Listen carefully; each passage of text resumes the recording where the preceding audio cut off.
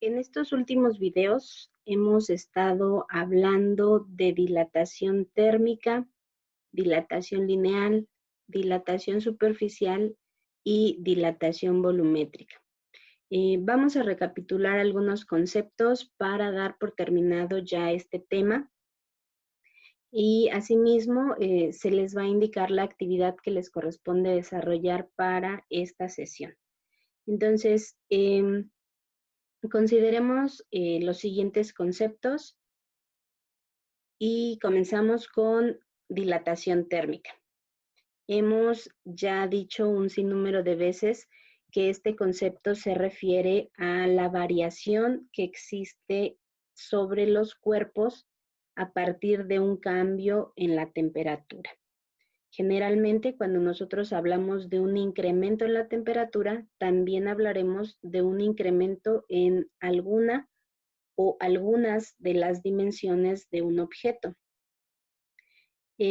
Cuando comenzamos el estudio de este tema, el primer subtema que abordamos fue el de dilatación lineal. En ella, uno de los más claros ejemplos fue el análisis del diseño de los rieles de las vías del tren. En ese caso, abordamos la siguiente pregunta, que si nosotros habíamos observado en algún momento que las vías del tren se colocan de tal modo que existe un espacio vacío entre cada tramo del carril.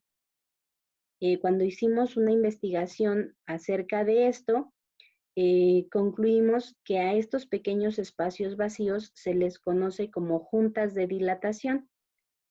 Ustedes identificaron los valores técnicos de separación para este tipo de construcciones. Lo mismo sucede, por ejemplo, con los puentes que se hallan en las diferentes vialidades. Funcionan bajo el mismo principio. Ahora, en ambos casos podemos decir que la explicación de esto es que cuando estos sistemas se encuentran expuestos a condiciones climáticas muy diferentes, el aumento de temperatura puede provocar la dilatación de los materiales, de manera que el hecho de dejar ese espacio evitará que se presente un colapso y lo cual se podría traducir en accidentes que podrían tener consecuencias catastróficas. Entonces, el hecho de conocer y analizar este tipo de situaciones nos permite o permite a las personas que se encargan de construir este tipo de sistemas, pues que cumplan o que cuiden hasta el más mínimo detalle con respecto a las normas de seguridad. Ahora, otra observación que vale la pena realizar con respecto a dilatación volumétrica es que cuando nosotros consideramos este tema, teníamos una ilustración de un cubo, el cual al haber un incremento de temperatura se expandía en sus 3 dimensiones. En el desarrollo de estos ejercicios, nosotros también pudimos habernos referido, por ejemplo, a algún agujero en una lámina o a una caja hueca, de tal modo que el resultado hubiera sido el mismo que si se tratara de un sólido macizo. Entonces, este tipo de observaciones no las mencionamos en ese video, pero vale la pena hacer referencia a esto.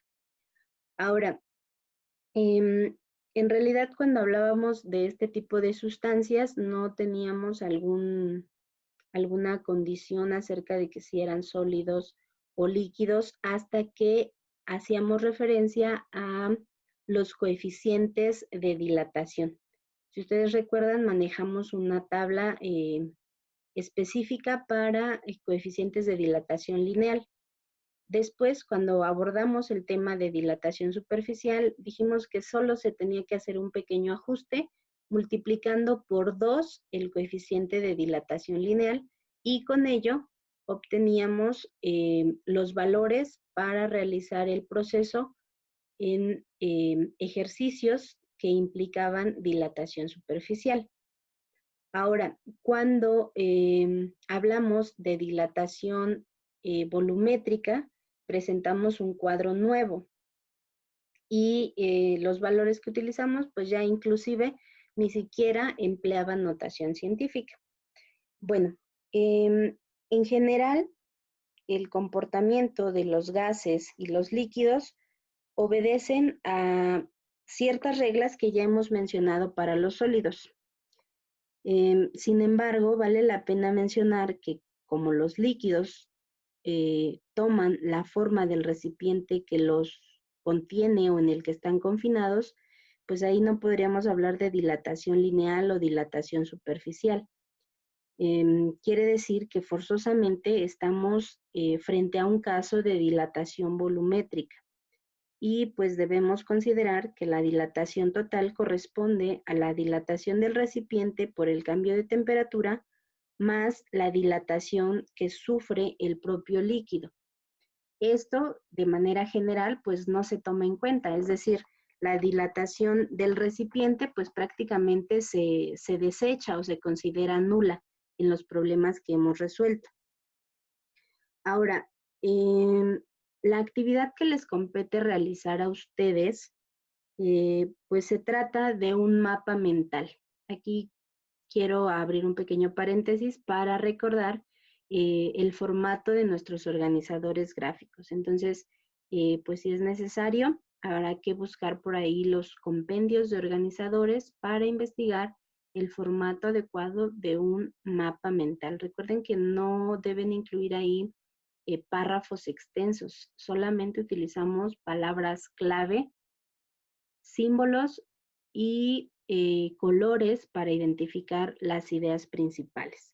Bueno, el mapa mental que ustedes van a desarrollar va a describir la dilatación irregular del agua. En algunos textos también se le menciona como dilatación anómala del agua. Entonces, para que ustedes, ahorita que realicen su investigación, bueno, tengan opciones o sepan seleccionar dentro de las sugerencias de búsqueda.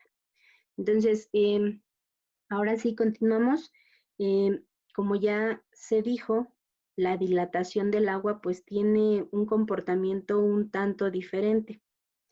En este mapa mental que ustedes van a desarrollar, deben incluir las siguientes ideas. Por ejemplo, ¿cuál es el punto de congelación del agua? ¿Cuál es su punto de ebullición? ¿Qué es lo que nosotros debemos entender por dilatación irregular? Es decir, ¿qué concepto es el que va a determinar o qué características son las que van a determinar precisamente esta dilatación diferente que hace que sea necesario asignar esta sección específica? Entonces, ustedes en su libreta deberán elaborar este mapa mental señalando los aspectos que ya mencionábamos. El punto de congelación, el punto de ebullición y explicar a detalle de qué se trata la dilatación anómala del agua. Entonces, no olviden agregar sus fuentes de consulta y pues las observaciones que ustedes hayan realizado de manera personal. Estaremos en espera de sus materiales y pues bueno, manos a la obra.